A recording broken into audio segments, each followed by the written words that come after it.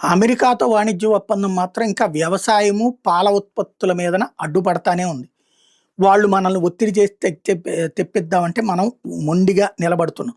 అదే సందర్భంలో వివిధ దేశాలతో ఆ తర్వాత వాణిజ్య ఒప్పందాలు చేసేసుకున్నాం. బ్రిటన్‌తో చేసుకున్నాం, ఆస్ట్రేలియాతో చేసుకున్నాం. ఇప్పుడు న్యూజిలాండ్‌తో కూడా వాణిజ్య ఒప్పందం ఖరారైపోయింది.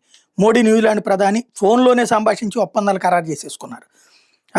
ఏదైతే తాజాగా 5 ఏళ్లలో ద్వైపాక్షిక వాణిజ్యాన్ని $5 బిలియన్ స్థాయికి చేర్చే లక్ష్యంతో ఈ ఒప్పందం ఉంది. న్యూజిలాండ్ నుంచి ఉన్ని, బొగ్గు, కలప, అలాగే వైన్, అవకాడో, బ్లూబెర్రీల దాకా పలు రకాల ఉత్పత్తుల మీద 95% టారిఫ్ని భారత్ తీసేస్తుంది. దీంతో ఇవన్నీ తక్కువ రేటుకి భారతీయులకు వస్తాయి.